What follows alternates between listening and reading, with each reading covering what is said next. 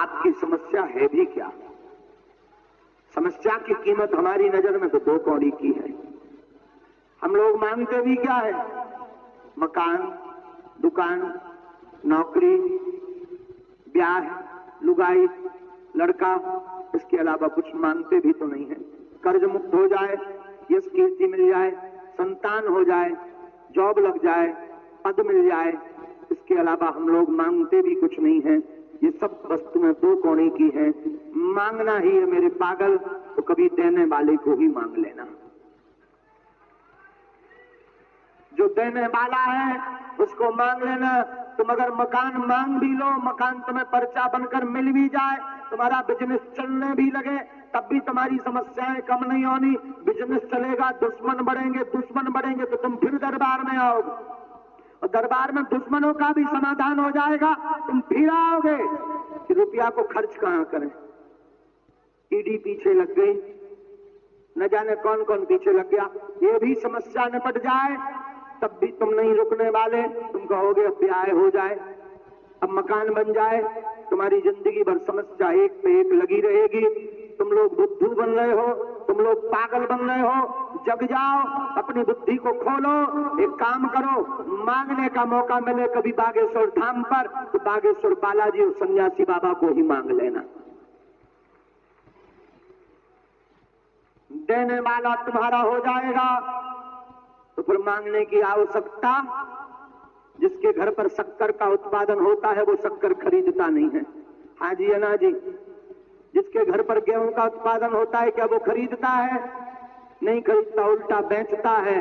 उसी प्रकार तुम्हारी जिंदगी में जब तुम्हें देने वाला तुम्हारा बन जाएगा तो तुम्हें दर दर भटकने की आवश्यकता नहीं पड़ेगी। तुम खुद दूसरों के लिए प्रार्थना करने लगोगी।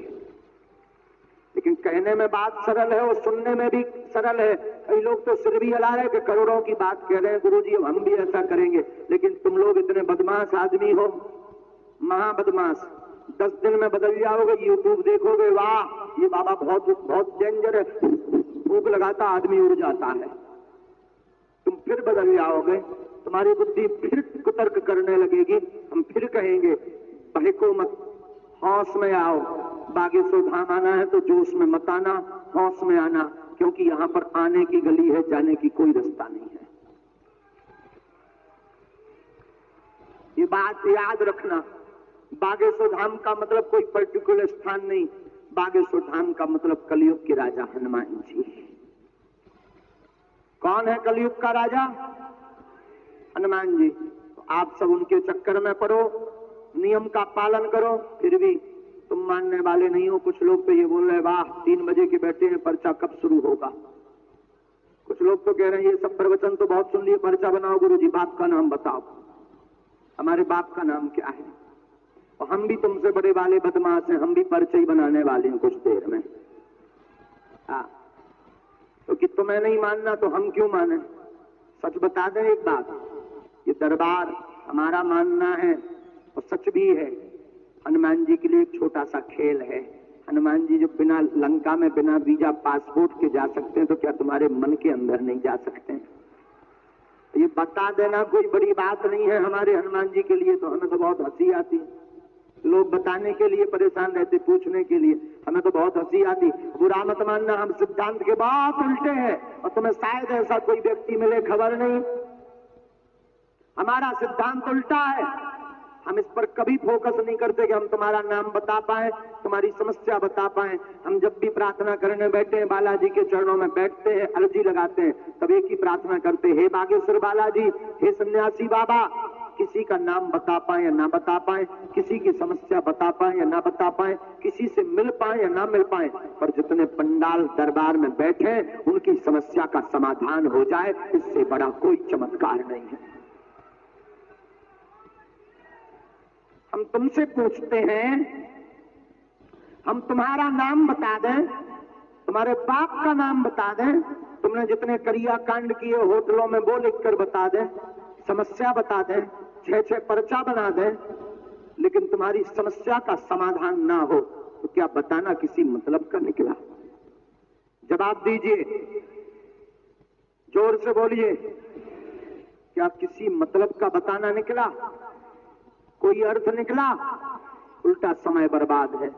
हमारे पास जो भी चूरन चटनी है बालाजी की दी हुई, हम इस पर कभी नहीं करते कि हम तुम्हारा नाम बताएं या समस्या। हम जब भी बैठते हैं तब एक ही उपाय करते हैं कि हे बालाजी, जो जो यहाँ बैठे हैं वो अपनी समस्या का समाधान पा जावे, चाहे कथा के माध्यम से पावे या दरबार में बैठने के माध्यम से पावे। इससे बड़ा कोई चमत्कार नहीं है। Perfect gift for your loved ones. Saregama Karva Telugu. Almost.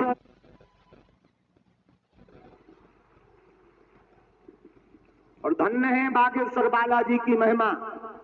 11 साल से तो हम ही सेवा में बैठे हैं। हमारे दादा गुरुजी जिनका चित्र लगा है, दादा गुरुजी भी वहां दरबार लगाते रहे। दादा गुरुजी के पूर्व में भी एक सिद्ध संत हुए श्री सन्यासी बाबा, उन पर भी बागेश्वर बालाजी की कृपा थी। तीसरी पीढ़ी में आगे को लोगों जो कबाड़ी आओ कहा, लेकिन हमने अपनी आंखों से देखा, लाखों लोगों का अनुभव सुना है कि बागेश्वर धाम एक ऐसा दरबार है जहां रोते हुए आते हो, बालाजी के चरणों से हंसते हुए जाते हैं।